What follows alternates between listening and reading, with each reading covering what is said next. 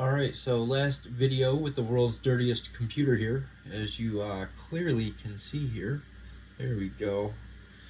Yum. Yeah, we'll just put this right over here with the rest of them. Yeah. Anyways, we're going to be pulling this motherboard. It's an EVGA Z68 FTW. We're going to be using it in the next budget build, so we're going to clean this off and get it ready to go in. We need it really clean and nice looking. I'm gonna pull the RAM and see what we got here. I know it's G-Skill. I actually love these G-Skill DIMMs. They're really cool looking and they're red. They match the board. 16 gigabytes, Ripjaws X, 1866 megahertz. So yeah, not too bad. Should do good for our budget build. And they look awesome. I love these sticks. Alright, so I got the motherboard removed. For some reason, I decided not to record it. I have no idea why. I'm an amateur. Don't judge me. So yeah, it has one of these weird I/O plate fans too. What is the I/O shield? I don't even. You don't see these anymore. I don't even know if they do anything. I mean, what do they even do? Yeah, they're cool though, right? We'll definitely keep that. And yeah, so we're gonna start getting this board cleaned down. I'm gonna end up removing all of the heat sinks that are on here because they're just easier to clean, like in my sink, just separately from the board.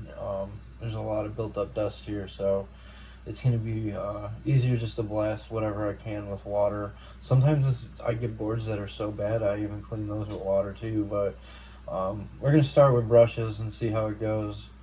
Again, I'm gonna be, as I mentioned before, using these makeup brushes. They work so much better than paint brushes. I've been doing this for a while and I've used paint brushes, and I have discovered the makeup brushes accidentally, kind of, and it turns out they are a lot better. As I mentioned before, they're way more durable. The bristles are softer. They tend to hold together better. You can get all different sizes, all different bristle lengths, all different bristle stiffnesses. There's just a lot, and they last pretty much forever. I've never had to replace these. I've had them for 2 or 3 years now. They're completely fine. They look like the day I bought them. And yeah, when it comes to removing dust with these, it's like the dust clings to the bristles, and you don't really see this with paintbrushes. I mean, or at least the paintbrushes that I use anyways. But yeah, I really love these makeup brushes. I highly recommend, if you're doing cleaning or even large amounts of cleaning, you know, get makeup brushes. They work a lot better. Moving on, these are going to be the heat sinks that I am going to be removing.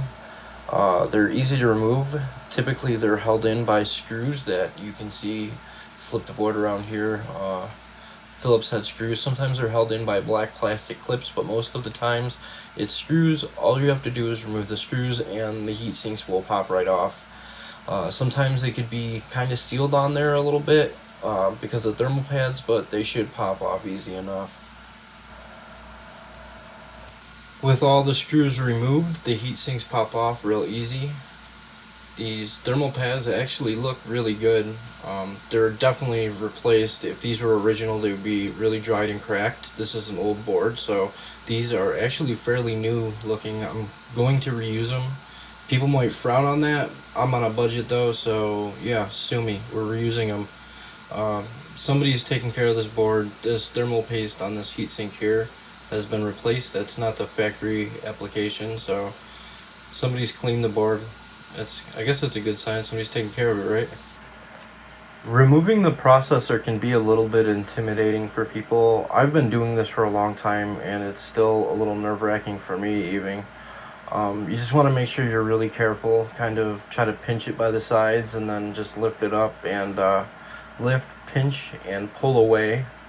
Those pins are very fragile, so it's really easy to destroy one of these sockets. Just touching it the wrong way can bend one of these pins and damage the board. So I don't often get new boards, but the new boards that you get come with like little socket covers here, these little plastic things. I hang on to these so I can reuse them for situations like this. When I'm cleaning a board, I would put the cover right back on. It protects the socket from when I'm cleaning. It makes sure nothing is going to get in there, and it makes sure that I'm not going to be able to damage the socket by bumping it accidentally or anything like that. So I'm going to have at it with the brushes here.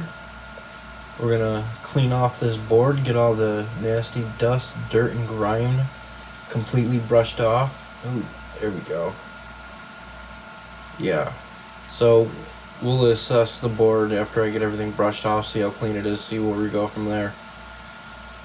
Cue the elevator music.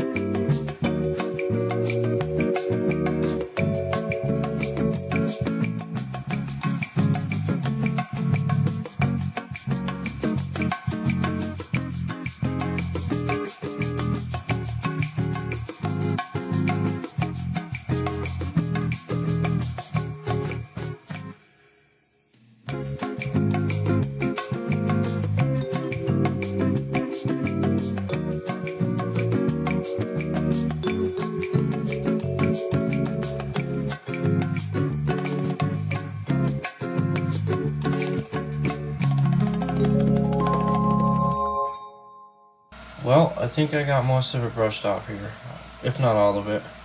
All the bulk dust here, we should be good. We'll blow it off. Why is there one black PCIe slot? I don't get it. I never looked it up. But why? Somebody please tell me. Well, this looks pretty good. I would say this is probably good enough for most people. I think a lot of people would be happy with it from here, and I'm going to clean it just a little bit more. I'm going to take a little bit of rubbing alcohol and put it on a brush and just kind of brush off the areas that might have a little bit of stuck on dust there and get it really looking good. I'm going to remove these thermal pads from the heat sinks here, and I'm going to take all the heat sinks and clean them in my kitchen sink with soap and hot water. A lot of these heat sinks, there's places that you really can't even get to with a brush, so it's really hard to clean them, and just taking them off and being able to clean them in the kitchen sink with soap and warm water helps big time. You can blast the water and blast all the dust out in the places where you can't get a brush into, and it'll really bring the heat sinks back to looking like the day they did when they came from the factory. So yeah, we're going to remove these, get them all cleaned in the sink. I'm going to bring them back, and then we're going to get ready to just put the board back together and look it over, see how it looks from there. Alright, well, just like that, they're nice and clean and new looking. We got the thermal pads put back on here, and I'm going to mount all the heat sinks back to the motherboard. What I usually do is I'll hold the motherboard upright, and then I'll hold one of the heat sinks in place, and I'll just put one screw in, and I'll do that for each heat sink. So I can flip over the board and then install the rest of the screws, which you see me doing right now. This should complete the board after this. We'll look over it, make sure it's nice and clean, and make sure it's ready to go in the computer. And here we are, finished result. The board looks excellent. It's ready for our build. Next, I'm going to be testing all of the hardware for our budget build. I'm going to record that all. I'm going to record doing the build. Might be something that everybody can look forward to in the future if people actually like my videos. I don't know, I just started this.